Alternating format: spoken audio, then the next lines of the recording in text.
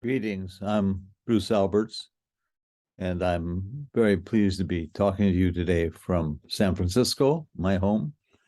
And I miss all my colleagues in Delaware when I was president of the National Academy of Sciences for 12 years, working on the national science education standards and trying to help produce better science education for everyone. Delaware was one of our stars, and I think you still are.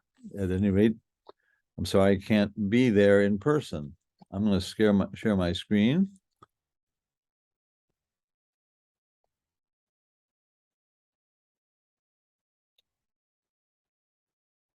Okay, my title is Why Science Education Must Be for Everyone. And I am presently back at UCSF as a faculty member. I just want to stress very broadly the importance of scientific values and of teaching scientific values. And these are some scientific values I specifically admire. The important values for science is an enterprise can work. The scientists must be honest, generosity, help others to succeed. And very importantly, every scientist must have a strong demand for evidence for statements and beliefs, but be open to all ideas and opinions, irrespective of their source. Hierarchical thinking is not for scientists. This is one of my favorite quotes from a book by a physicist, Jacob Bronowski, still in print. Bronowski was very distressed as a young man to fly over Hiroshima and see what happened with atomic bomb destruction. And he spent the next 10 years reading and writing this book about whether science was really good or bad for the world. And he concluded it was enormously good. He said the society of scientists is simple because it has a directing purpose to explore the truth. Nevertheless, it has to solve the problem of every society, which is to find a compromise between the individual and the group. It must encourage the single scientist to be independent and the body of scientists to be tolerant. Tolerance is really important in our country for any democracy. He ended by saying, science has humanized our values. Men and women have asked for freedom, justice, and respect, precisely as the scientific spirit has spread among them. So recent events in the US have made all scientists recognize that improving science education is an urgent issue.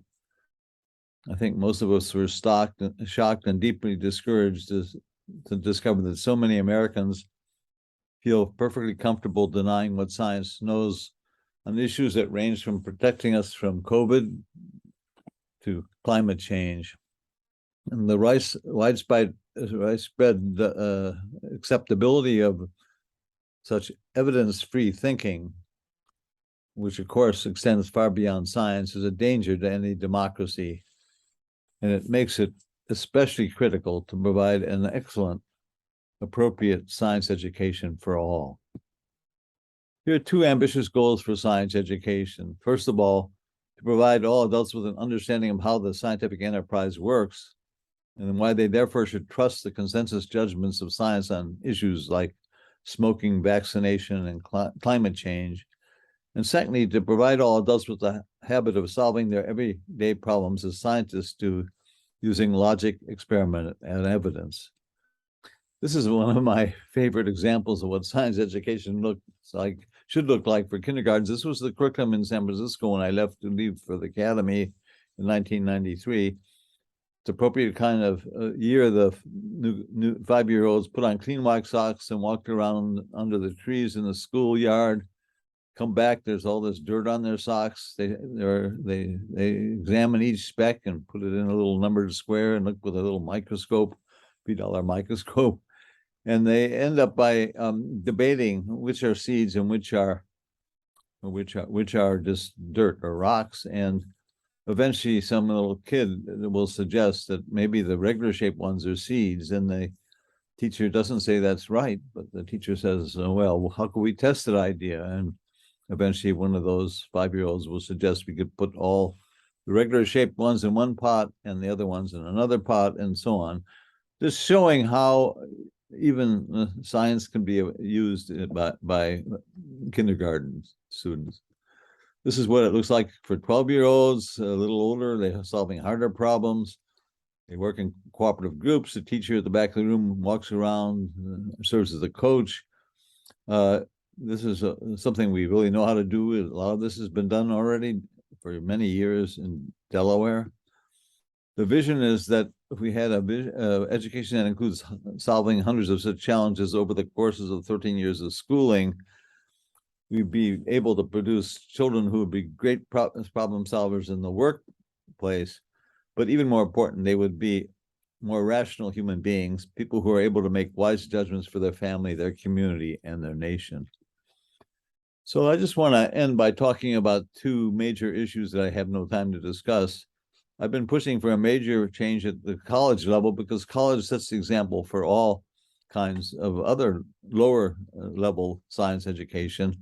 And we really know that active learning is the way that students learn best. Here's an example.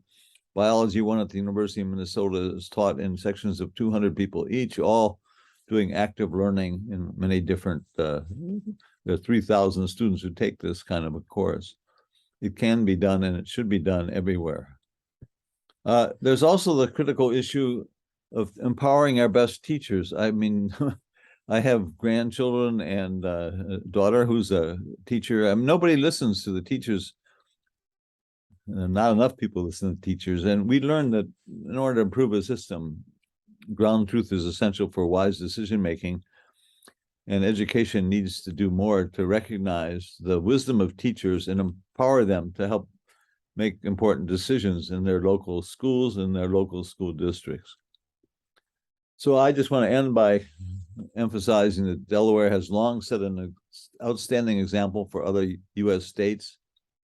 You had visionary support from your local corporations, outstanding leadership, and always have set ambitious goals. Those of us in other states all look forward to your next steps because we badly need good examples from you, and I expect that you will be very successful. Let me just end screen sharing here so you can at least see that I still exist. Okay, this is complicated. Anyway, thank you for listening and good luck.